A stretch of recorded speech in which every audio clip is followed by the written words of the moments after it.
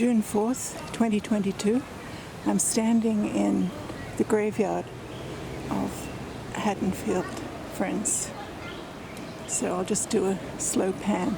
It's just this gorgeous day. Haddonfield has gone to a lot of trouble to create a celebration day today. It's called the Skirmish, when the British troops line up and take a pot shot at the revolutionaries. They take turns taking pot shots at each other. Very gentlemanly. Anyway, the revolutionaries won, obviously. So what's happened today is all of Haddonfield is participating in this. Quakers have, this is the Friends Meeting house here. See, there's a lot of activity there. Around the graveyard itself, that tent there, Ty and Dee Dee are handing out paper and crayons and pencils and a list of people that to be found, so they can rub the names on the graves. This is a graveyard. Now, if you're not a Quaker, it doesn't look like a graveyard. In fact, where I am pointing now, there's someone in a yellow shirt. That's the top of the sledding hill. When my kids were little, and I suppose they still do this 30 years later, whenever it snowed, first day school was cancelled, and the adults and the kids went to the sledding hill and slid down it. It's just a lovely little slope. Right in front is a flat area, and I have seen this area flooded. In fact, I even have a photograph of my two younger children walking around a frozen lake. One year it flooded, and before it had a chance to all seep into the ground, it froze.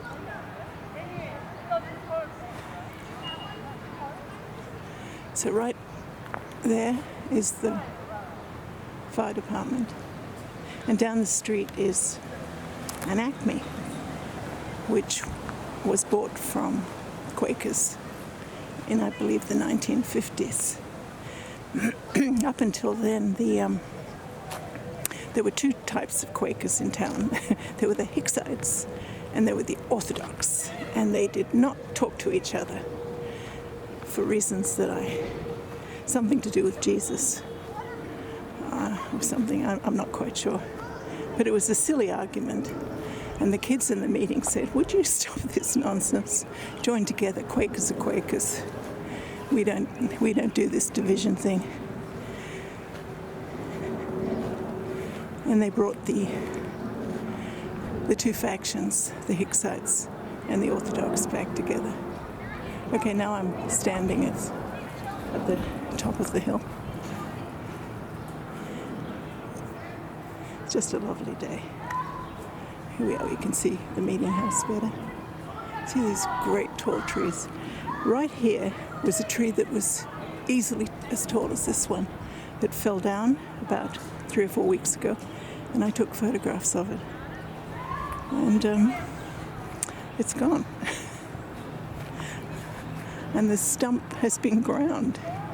How about that? 300 or 400 years and it's gone. That's very Quaker.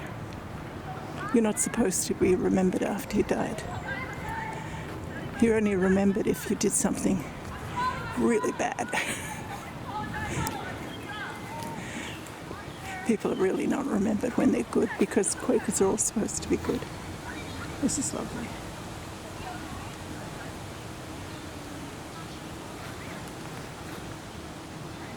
This beautiful tree.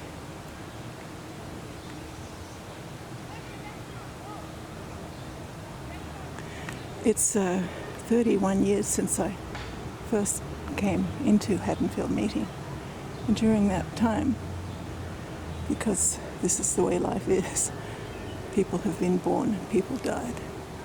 My daughter was born while I was here.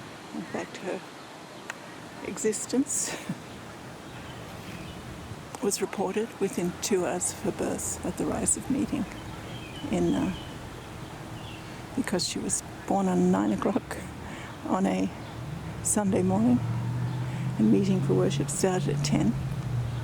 So that was rather nice. But there's a lot of people who've died too, and so a lot of these graves are of people I know. And it's actually rather nice walking around and saying, yeah, I remember you. You were really kind to me.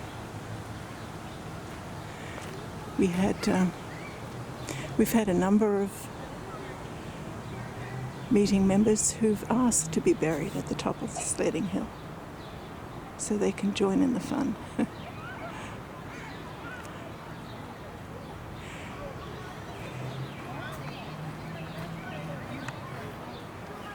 So all you're supposed to have on a gravestone is your name, date of birth, date of death. That's it.